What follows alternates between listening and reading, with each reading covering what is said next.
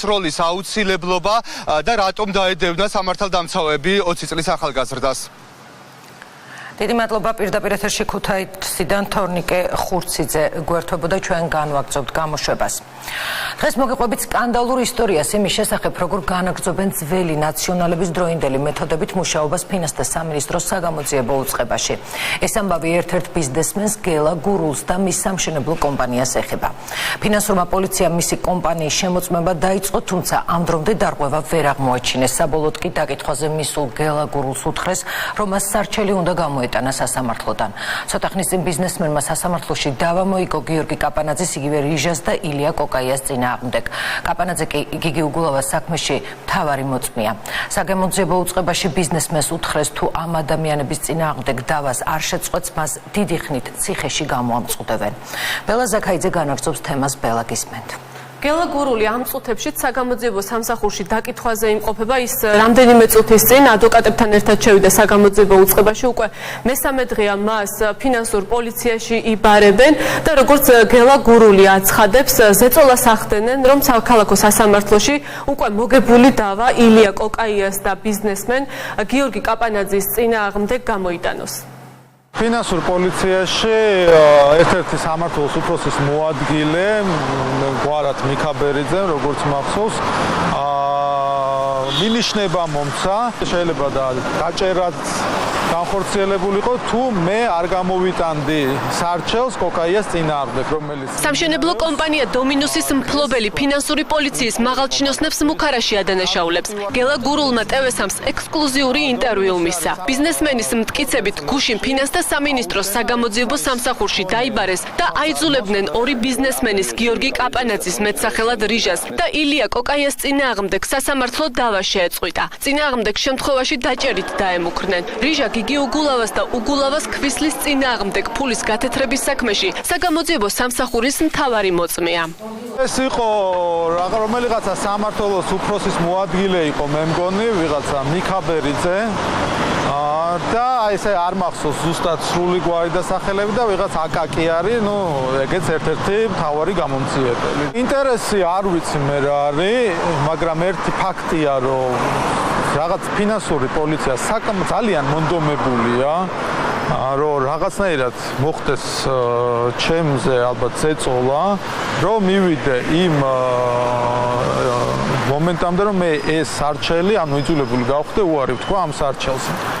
გელა გურულმა საქალაქო სასამართლოში გიორგი კაპანაძის და ილია კოკაიას წინააღმდეგ დავა მოიგო. პირველმა ინსტანციამ მათ გურულის სასარგებლოდ 3,5 მილიონი დოლარის გადახდა დააკისრა. თუმცა წაგებულმა ბიზნესმენებმა გადაწყვეტილება სააპელაციო სასამართლოში გაასაჩივრეს. გელა გურულის მტკიცებით ზესტაფონში წიდის მომპოვებელ კომპანიაში კუთვნილი წილი 50%, 2005 წელს წინა ხელისუფლების დახმარებით კოკაიამ და კაპანაძემ უკანონოდ წაართვეს, რაც 2012 წელს სასამართლოში გაასაჩივრეს და საქმე მოიგო.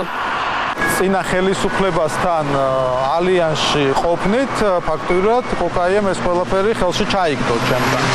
ამის შემდეგ 2012-ში მე შევიტანე სარჩელი სასამართლოში და მოვითხოვე ამ ყველაფრის რა ქვია, სამართლებრივად შეფასება.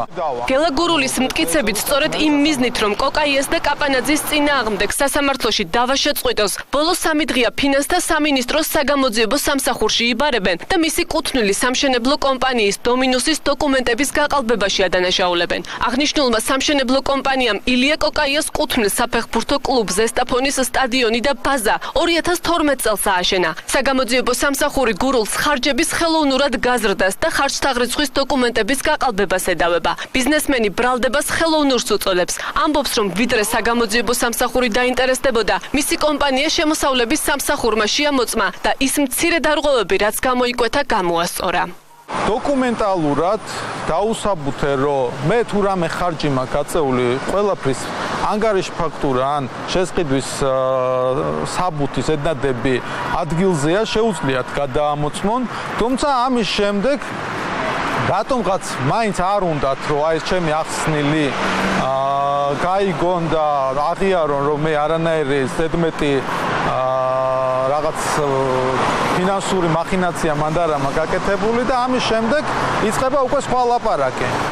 გელა გურულზე ზეწოლას ადასტურებს მისი ადვოკატი. გაგი მოსიაშვილი ამბობს, რომ მუქარა მისი თანდასწრებით განხორციელდა. ბიზნესმენის ინტერესების დამცველი ამტკიცებს, რომ ზესტაფონის სტადიონთან დაკავშირებით დოკუმენტების გაყალბებაში მისი დაცვის ქვეშ მყოფს უკანონო დედავებიან.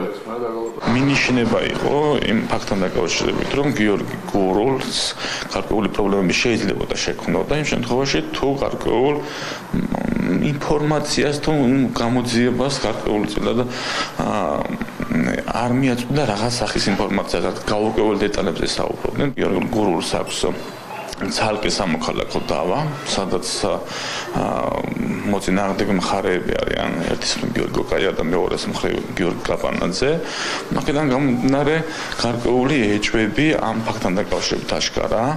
საგამოძიებო სამსახურში ბრალდებებს უარყოფენ. აცხადებენ, რომ გელა გურულს ადვოკატიც ახლდა და დამცველის თანდასწრებით ზეწოლას გამორიცხავენ. საგამოძიებო უწყების განმარტებით სამართალწარმოება ილია კოკაიას საჩივრის საფუძველზე დაიწყო, თუმცა დოკუმენტები სრულად არ შეუსწავლიათ. ილია კოკაია უჩივის თვითონ გურულს თანხების მითვისებას ედავებენ სტადიონის თემაზე. შემოსულია ჩვენთან განცხადება და ამასთან დაკავშირებით დაიკითხა გუშინ გურული. არანაირი მუქარას ადგილი არ ქონია. მიმდინარეობს თემის გამოკვლევა, თორე ჯერ არავინ არ დაუდასტურებია იმათ თანხები მიითვისა თუ არა. მიქაბერიძე და ზაზა გამომძიებელი ესწრებოდნენ ნამდვილად ადასტურებთ ამას? კი, რა თქმა უნდა, ხო. ილია კოკაია საქართველოში არ იმყოფება. ბრალდებებს ზესტაფონის საფეხბურთო კლუბის პრესსამსახურის უფროსმა უპასუხა. სერგო ფუტკარაძე განმარტავს, რომ სტადიონის მშენებლობისას სამშენებლო კომპანიამ 255,000 ლარი მიითვისა, თუმცა ვერ იხსენებს დეტალებს, როგორ მოხდა ამ თანხის მითვისება. სწორედ აი ამ ბაზაზე, ზესტაფონის მშენებარე ბაზაზე მომხდარი მითვისების და გამო იქნა მიღებული სასამართლო გადაწყვეტილება აი მეორე მხარისათვის 255,000 ლარამდე დაკისრების თაობაზე. ეს ყველაფერი დეტალურად გაწერილია, რა თქმა უნდა, სასამართლო გადაწყვეტილებაში, ჩვენს არჩევში და შესაბამისად გადაწყვეტილებაშიც, თუმცა იქ ასე ვთქვათ, ის რაც იყო შეკვეთილი, მოცულობის სამუშაოები არ იქნა შესრულებული. გელა გურულის დაკითხვა ფინანსურ პოლიციაში გუშინ მთელი დღის განმავლობაში მიმდინარეობდა. ეს პროცესი დღესაც გაგრძელდა. ბიზნესმენი ადვოკატთან ერთად საგამოძიებო უწყებაში საღამოს 7 საათზე დაიბარეს. საგამოძიებო სამსახურმა სასამართლოს განჩინების საფუძველზე გელა გურულის კუთვნილი სამშენებლო კომპანიიდან ფინანსური დოკუმენტები უკვე ამოიღო და ამ დოკუმენტების შესწავლა მიმდინარეობს. ჯერჯერობით მას მოწმის სტატუსით კითხავენ, თუ რა გამოიკვეთება მოკვლევის შედეგად, ამაზე მოგვიანებით გახდება ცნობილი. დიდი მადლობა ბელა ზაქაიძე.